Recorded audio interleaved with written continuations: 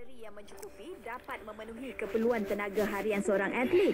Walau bagaimanapun, mereka perlu mendapatkan khidmat nasihat daripada pegawai dietetik untuk memantau pelan pemakanan mereka.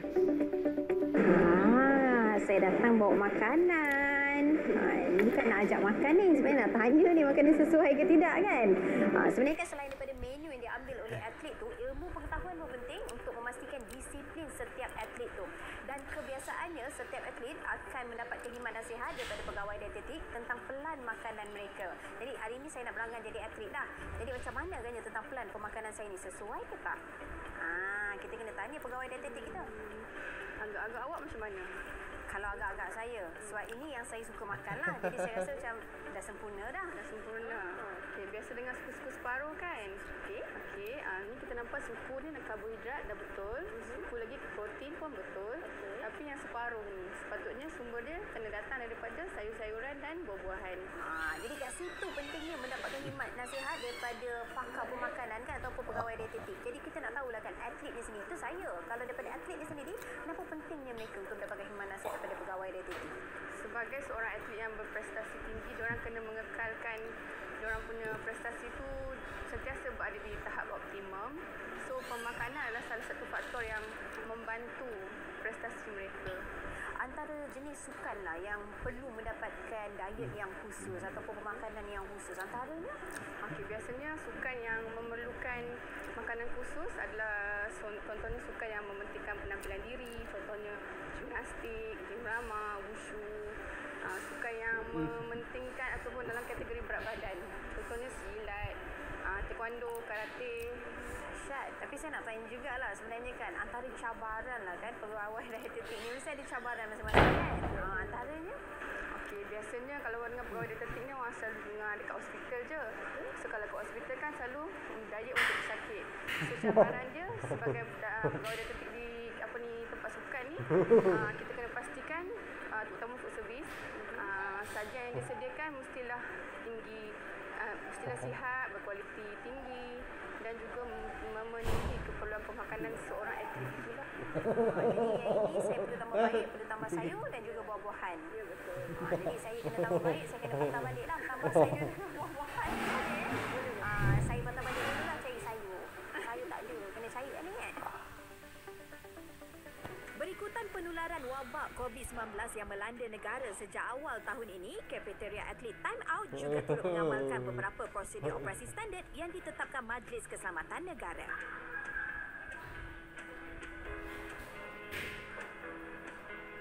Kalau tadi ini dah berjalan dah hampir keseluruhan lah di kafe atlet ni kan. Dan sekarang ni saya berada di mana tahu? Di ruang makan utama yang mana boleh menempatkan dalam satu-satu masa sehingga 250 orang atlet. Tetapi seperti mana kita sedia maklum mengenai pandemik COVID-19 yang mana banyak SOP yang perlu dipatuhi. Jadi kat sini pun ada cabarannya.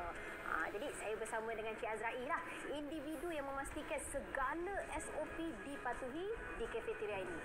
Jadi saya nak tanya lah Cik Azra'i, antara langkah-langkah yang diambil oleh pihak pengurusan untuk memastikan segala SOP PKP ini dipatuhi. Okey, antara langkah keselamatan yang kita buat ialah kita mewajibkan setiap staf yang bertugas di bahagian hadapan untuk memakai mask. Selain itu, kita juga mewajibkan setiap atlet yang masuk makan untuk scan suhu badan di thermal scanner dan menggunakan hand sanitizer. Jadi wajiblah ni. Setiap atlet pun kena pakai mask, kena cek suhu, pakai hand sanitizer.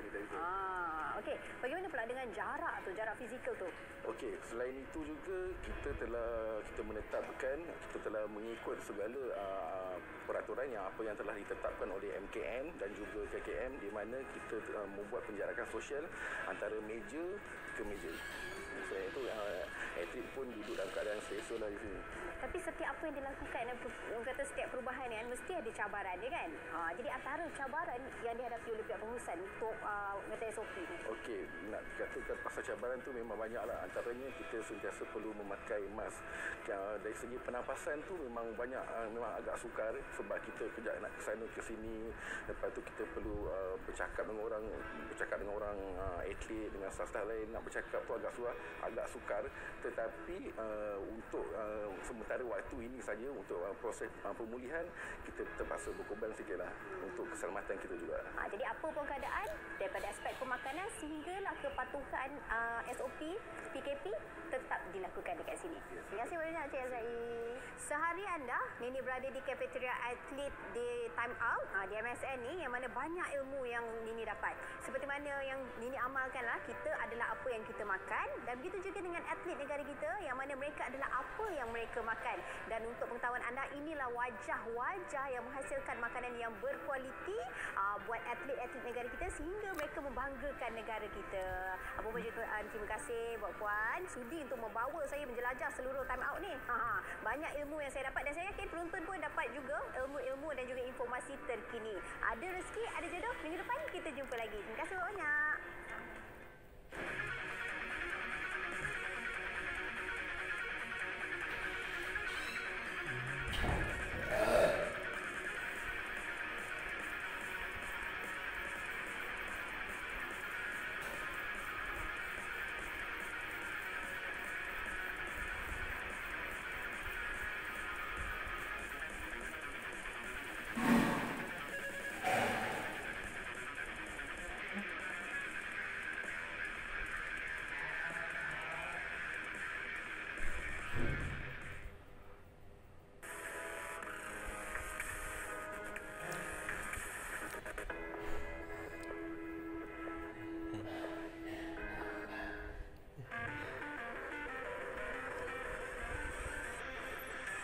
Bagi membantu pekebun kecil getah dalam keadaan harga pasaran rendah, peruntukan bagi insentif pengeluaran getah akan ditingkatkan sekali ganda daripada 150 juta ringgit kepada 300 juta ringgit.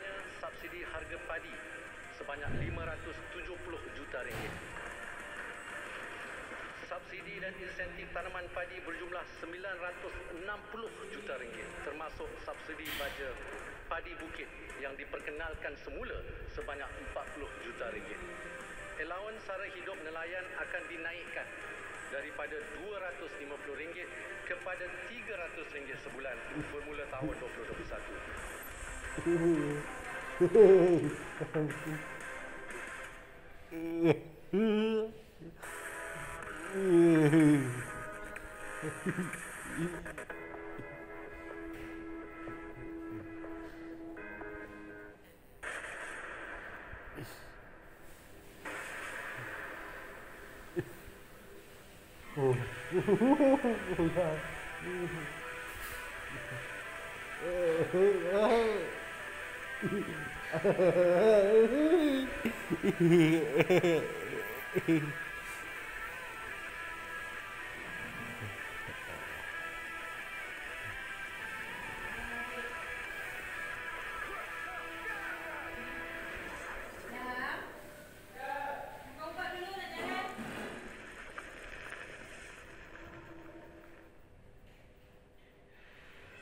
Berasal dari Kepulauan Sulawesi, Indonesia, persilatan cemara Bugis dikisahkan tercetus dari falsafah kependekaran 5 pahlawan Bugis terbilang. Aliran seni bela diri ini pada mulanya hanya diwarisi secara keturunan. Namun kini ia telah berkembang luas di Malaysia menerusi ajaran guru utamanya Muhammad Nazar bin Bidin. Didaftarkan di bawah nama Pertubuhan Seni Silat Cemara Bugis, perguruan ini terus mengekalkan keasliannya dari seni tari persembahan tari jeraf hingga ke seni jurus dan teknik pertempuran. Perguruan Cemara Bugis terus mendukung falsafah yang diwarisi zaman berzaman, iaitu untuk membentuk generasi yang bertanggungjawab kepada diri, keluarga, agama, bangsa dan negara.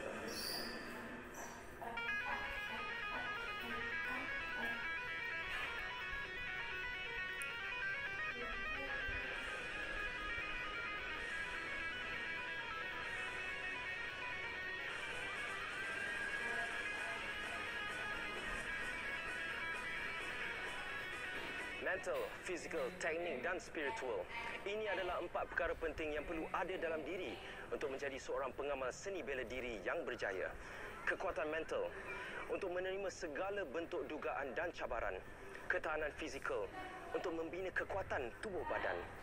Kelincahan teknik untuk pergerakan tumbukan, tendangan dan jatuhan, dan kefahaman spiritual untuk memelihara hubungan kita dengan pencipta, hubungan kita dengan ibu bapa dan kemanusiaan. Inilah juga 4 perkara yang menjadi asas